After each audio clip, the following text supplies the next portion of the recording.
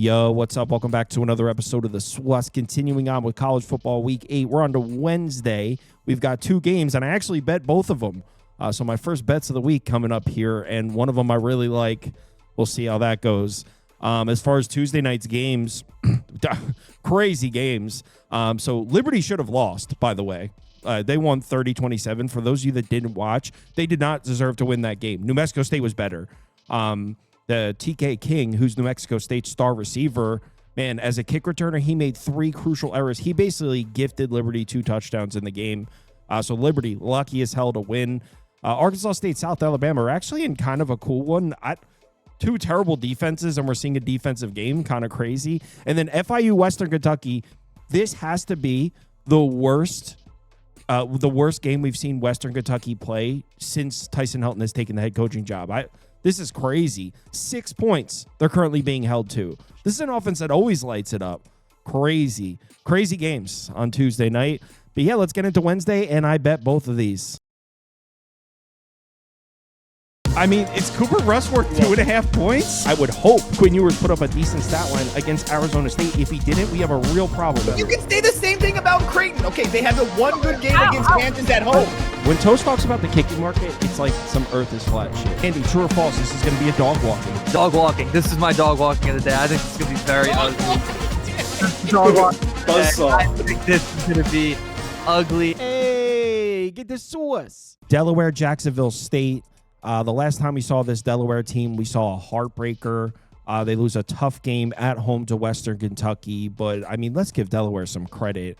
I mean, first of all, the fact that they were favored in that game. I mean, if you told me entering the season that Delaware was going to be laying points to Western Kentucky, I would imagine that there must be an injury to Maverick McIver. Delaware has truly played so well this year. And the fact that you can make the argument that they should have won that game, if you remember, they had a 3rd and short. And it was like controversial on whether or not they got it. I don't think they got it, but like it was close that they converted. And then they went for it on 4th and inches and didn't get it. If they convert that, Delaware very likely wins the game. So not only were they laying points to Western Kentucky, but you can make the argument they should have won that game. With Liberty having a down year, you can very easily make the argument that Delaware is right up there as far as best teams in Conference USA. This Delaware offense is very good.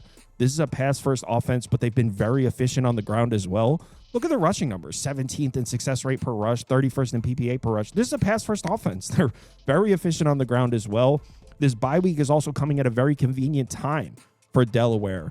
Wide receiver Jake Thaw is back, and he immediately made an impact. He came back from injury, had 4 catches, 55 yards in the Western Kentucky game. They also might be getting their starting left guard back, Patrick Shupp.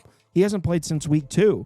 So on top of Delaware's offense playing excellent football this year, they might be healthier coming into this game against Jacksonville State, who, by the way, is a defense that isn't very good. Now, you might say, Kyle, this Jacksonville State defense has some decent numbers against the pass in their last 2 games. And you wouldn't be wrong. I mean, their numbers against the pass in the last 2 games do look pretty solid, and I guess that's a little bit concerning because Delaware is an offense that wants to throw the ball. But those last 2 games were against Southern Miss and Sam Houston State. Southern Miss, they have been throwing the ball a little bit, but remember, that's Charles Huff and Braylon Braxton. That's the Marshall team from last year. They want to run the football, and they had no problems running the ball on Jacksonville State. And Sam Houston State put up 27 points in that game. They almost won. So Sam Houston State was running the ball as well, and that not to mention that team's terrible. The truth is, this Jacksonville State defense isn't very good. Remember, they lost their linebacker, Aiden Thompson, for the season. That was a few weeks ago. In their 5 FBS games, they're allowing over 30 points per game, over 47% success rate, 6.26 yards per play. Yeah, in my opinion, Delaware's offense should have no problems moving the football in this game. Now, on the other side of the ball, we know what this Jacksonville State offense is going to do. They're going to run the ball because that's basically all they can do. Now, since making the quarterback change over to Caden Creel, it looks like it does give them a little bit more flexibility because Gavin Wimsett just flat out couldn't throw the ball. So now that Caden Creel is playing quarterback, maybe they can throw the ball a little bit, but this is still an offense that needs to run the ball, which is good news for Delaware because the defense has been the weaker unit of the team so far this year. But if you had to assign a strength to this Delaware defense, it would be defending the run. And the thing with this Delaware defense is if you take a look at their game logs, I think this Delaware defense might be slightly better than the year-long numbers show. They got lit up through the air against Colorado. Okay, that's a road Big 12 game. And then UConn, who that's like a rivalry game, a regional rivalry. And UConn with Fagnano, they've got a quarterback. They can sling it. If you look after those two games, Delaware played some great defense on the road against FIU, who's a pretty decent Conference USA offense. They also played some solid defense in the Western Kentucky game. All four of those teams are better than Jacksonville State. I mean, look at the defensive numbers from their last two games against FIU and Western Kentucky. Both of these offenses are better than Jacksonville State. They allowed 21.5 points per game, 40% success rate, 5.6 yards per play. So I even think the Delaware defense is slightly better than the year-long numbers show. As far as betting this game, I'm on Delaware minus 2.5. I'm a little hesitant to say this on YouTube because it causes people to bet irresponsibly.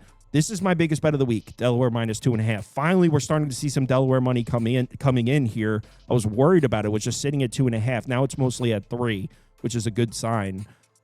Please, because I said it's my favorite bet of the week, don't go. I have 2 units on it. That's 2% of your bankroll. If you bet more than that, that's on you. I have 2 units on it. I really like Delaware. I think I would have this game 3.5, 4 without the bye week advantage. You add in there that Delaware's got a bye week and Jacksonville State didn't. They've got the rest advantage, and they might be healthier. I think this number should be 4.5, 5. So, yeah, I'm big on Delaware minus 2.5 here. UTEP, Sam Houston State. What a football game here, huh? So, in theory, based on the style of football that these two teams play, we should see a shootout. I mean, both these teams do nothing but throw the ball, and both these teams move at a quick pace. Here's the problem with that. These offenses are garbage. They're so bad, both of them. We'll start with UTEP, definitely in the discussion as far as worst offenses in the FBS. The weird angle to this is Sam Houston State's pass defense might be just as bad.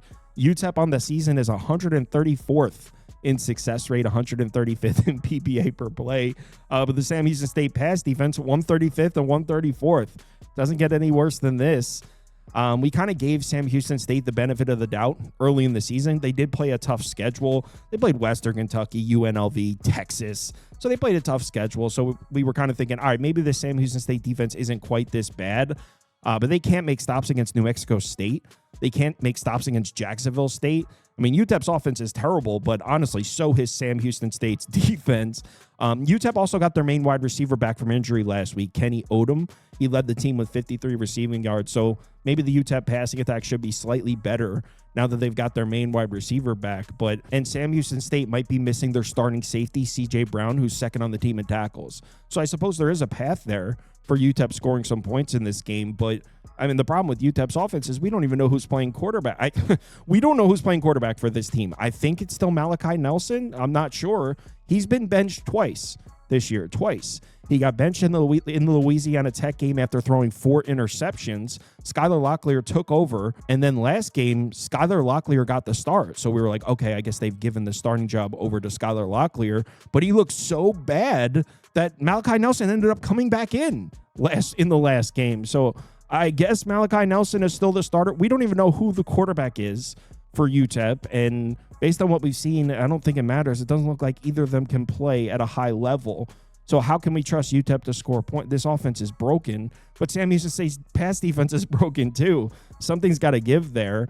Now, on the other side of the ball, we've got UTEP's defense, and this is probably the only half-decent unit in this entire game. They've actually played a pretty solid year defensively so far.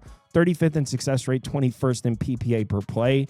The problem is the strength of this defense has been defending the run, and we know Sam Houston State wants to throw the ball. In fact, all they do is throw the ball, and I don't want to be too hasty with this, but it looks like Phil Longo might finally have this offense starting to show up. Again, I don't want to get too crazy with it, but they are coming off by far their best offensive game of the season.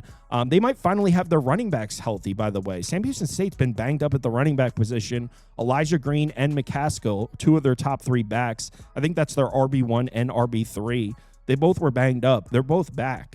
So maybe being healthy at the running back position, maybe Phil Longo, remember, it's year 1 for him. Maybe they just needed a few games to get going. Remember, Hunter Watson is the quarterback. He was the quarterback there last year, and Sam Houston State went 10-3. So it's not like he doesn't know how to play. Maybe they just needed a few weeks to get the system together because Casey Keeler runs a very different offense than Phil Longo. So maybe it's now that they're healthy at the running back position, now that they have a few games under their belt, maybe Sam Houston State's offense is finally starting to work. I know it's thin, but I mean, we're talking about UTEP, Sam Houston State. It's going to be ugly on both sides. Personally, I don't think either. Oh, wow, the threes are gone. Oh, so it looks like I got a decent number here. I did place a small bet on Sam Houston State +3. Looks like it's at 2.5 now. Just try to get a 3. I got a 3 at -115, I think. So I'm on Sam Houston State. Small bet. It's a disgusting game.